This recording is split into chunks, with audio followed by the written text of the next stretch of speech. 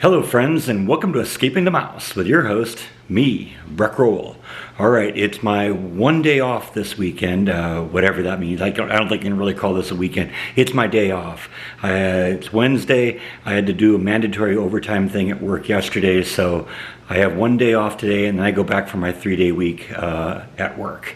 So, not really sure how I'm gonna, what I'm gonna do today, but I got two things that are already scheduled. I have the guy's gonna come out and look at the fireplace and try and figure out what's going on. It's about a little after 9 in the morning, and he's due here any time. I also got a contractor gonna come out and give me a quote on doing the patio out in the back. So I'll catch up with you afterwards. All right, a couple hours have gone by and both the contractors have showed up now. I have an estimate, my first estimate for the patio. It's gonna be a little pricey, but part of it is, they gotta pull out the existing stuff that's there, and that's gonna be jackhammering that out of there. But we discussed the issue, about whether we can keep the patio cover up or whether we're gonna have to take it apart. And we're not sure yet. He's gonna try and see if he can do it, but it really all kind of depends on what's underneath the legs of the patio cover. I talked to the previous owner and they said they attached it to the patio itself, but usually what you want to do is you want to have some anchors underneath there, basically a big blob of concrete that you attached it onto. If they just attached it to the concrete, then we'll have to see how that works, but they call that a footing, and if you had a footing under there, then maybe we can work around that and make the whole thing work. If not, I might end up having to take it down, but it is going to be a little pricey. They're estimating the first bid is $5,500 to do the whole thing, and so we're going to talk about that. My mom says, in fact, I just got off the phone with my mom. She said that she wanted to help me with that as part of a housewarming gift, and she's going to cover about half of that. So that's a big that's a big help. I've got also a few more sources of income to help me. Still got a little bit of money left over from the house sale in California, so we're going to be able to make this work. I also got the guy to come out and look at the fireplace today, and fortunately that was a lot simpler than we thought it was.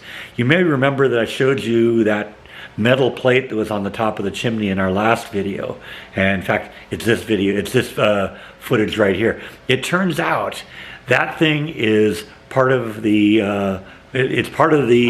system that opens and closes to keep like animals out of there, and the reason why it didn't work, the reason I started getting smoke in the house, is because that was in the wrong position. It was supposed to be up and it was down, and I didn't even know how that worked.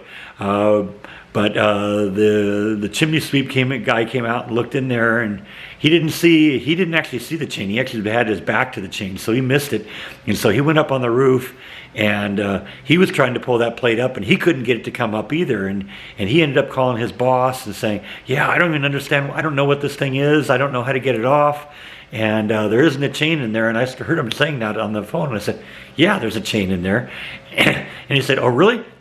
Yeah, go pull it." And I went and pulled it to the other position and released it, and that plate lifted up about 6 inches. I went back outside and it's like sticking up off the chimney. So yeah, that was what happened. It was operator error. Hey, it happens. I've never had a house with a wood burning fireplace before, so this is one of those live and learn kind of things. But I paid him to clean out the chimney anyway, and we should be good to go now. So it was a little bit of money, but it could have been worse. It could have cost more if there was a real problem in there, and I learned something. So let's see what else I can do to get into trouble. So I had to revisit this light that I installed about a week ago. I know that I knew when I installed it that at the time I didn't have a switch on the light, so the only way to turn it on and turn it off was to pull the plug on the outlet down here. And that's not really a neat way of doing it, but I figured what I could do is that I could put an inline switch on the cable and then just turn it on that way, but I couldn't find one that would work. So I actually had to improvise a little bit. I redesigned the thing, and I've attached this light switch. Basically, this is just a normal breakout box that would normally go behind the wall, but it was white and blended in real well, and I was able to just attach it to the back wall here, run the wire through it, and now I can turn the light on and off with this switch. At one point I had like a little dimmer thing on it because these lights are supposed to be dimmable, but when you do plug it into the dimmer, it doesn't work very well. The dimmer will work for a little while, but if you try and go full blow, you know, all the way on, the light will flicker. And so you always had to kind of keep the light, you know, the dimmer just a little less than maximum. And when you left it on that level for a while, it would start flickering again. So I knew that wasn't going to work. But this is just a straight switch that turns it on and off. And I think that's a better option now. So now we're done with this thing. So that's good. Let's move on to the next thing. Now, as you know, I'm getting ready to start planting things in my elevated planter that I built a few months ago. And if you recall on a video I did a couple days ago, I actually went out and bought some seeds. Now, I've been reading the instructions on these seeds, and they need to be started in two different ways. The seeds on the top row actually get planted in the ground once we're done with the frost. But the seeds on the bottom row here need to actually be started a few weeks early and be kept inside. So I think what I'm going to do is I'm going to get these seeds down here going. And I bought this kind of cool little greenhouse thing at Home Depot. Each one of these little pods will be where I'll start a seed. And basically it's got a little plastic cover on it, and you moisten everything. You put one seed into each one of the pods and then keep it in just kind of a warm, well-lit area, and we should have little seedlings that we'll be able to put into the ground in about 8 weeks when it's getting a little bit warmer out and we're past the risk of getting frost. So I'm going to do that. First thing I got to do is read the directions on this thing. Now, I've messed around with these things before and actually not had really good luck with it, but I'm kind of writing it off as I just didn't have quality seeds. I got good quality seeds this time. So the first step in this is we're going to fill this bucket up with about 1.5 inches of just kind of warm water. So I'm going to go over to the sink and we're going to warm up the water and fill this thing up. Now, what's supposed to happen is over the next few minutes or so, this is all like peat moss and special soil that's really designed for starting little seedlings. So over the next 10 or 20 minutes or so, this is all going to expand and all these little pods will puff up. In fact, they're already starting to do so a little bit right now. So we're going to wait until they all puff up, and then we're going to drain off the excess water and start plugging seeds in. Alright, so the instructions say that once the pellets have reached about 1.5 inches in diameter, 1 inch to 1.5 inches in diameter, they've fully expanded, and next thing you want to do is drain off the excess water, and now we're going to put the seeds in. Now, I was actually looking at the seeds, and it turns out the broccoli doesn't get planted until September, so we're going to put that aside, but we are going to do the tomatoes, the 2 different varieties of tomatoes, and the jalapeno peppers, because those can all go in the ground between March and May, and we are early February now, so 8 weeks in here, according to the instructions, should get us right into the middle of March to May. So next thing I get to do is we pull back the netting from each one of these and drop 2 or 3 seeds into each one, kind of cover it up with a peat moss, and then once we're done, got them all packed in there, then we're going to put the cover on, and I think I'm just going to kind of set them over here on this little bench over here, because they'll get light, but they'll also stay warm in here. We're also going to want to secure the lid well so the kitties don't decide to turn it into a treat. Alright, so we're going to start off with the cherry tomatoes. That's these things here. And seeds are really, really little teeny tiny ones here. So we're going to be very careful.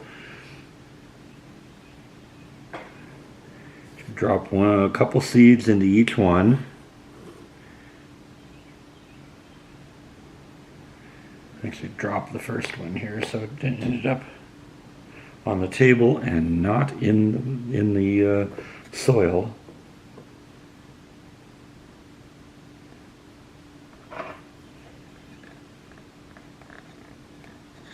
And then I'm just going to push a little bit of soil over the top of it. And then we're going to move on to the next one here. And I'm just using a pair of spoons to kind of open up the top of the... Because what it says, you open up, there's like a little netting around each of these little pods. And they say open it up and kind of fluff up the peat moss in there. And then we're going to drop a couple seeds in there.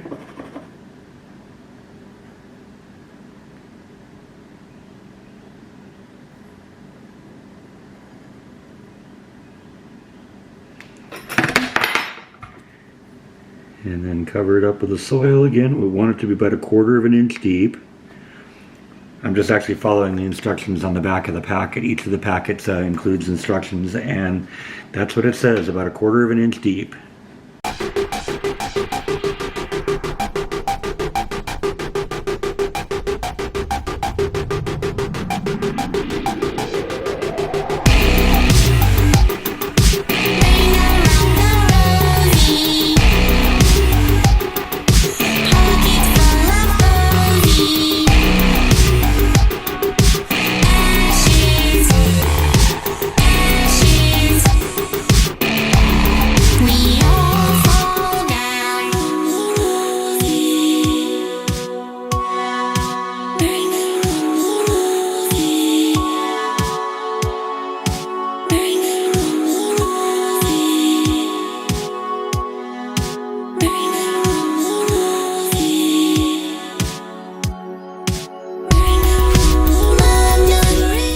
Alright, that's all of the cherry tomatoes. Now they gave you a nice little chart here that you can mark on that will tell you where everything is. So I'm going to make use of that so that I can refer and know what's in what pod, because obviously we kind of want to keep everything together.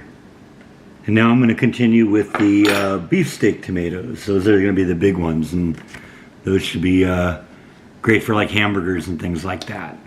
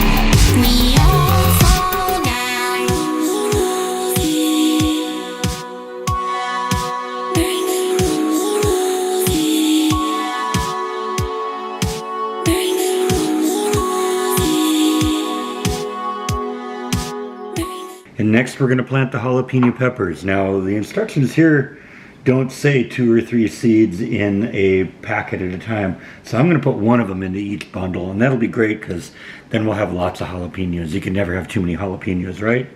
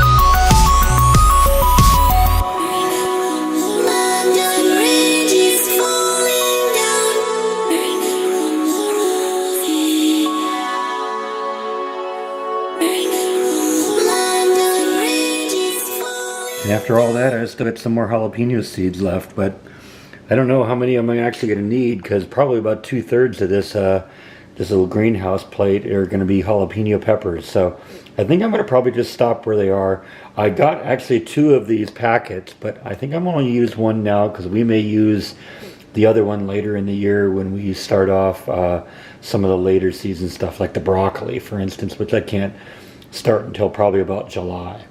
And then we just put the little plastic cover on and leave it over here by the window.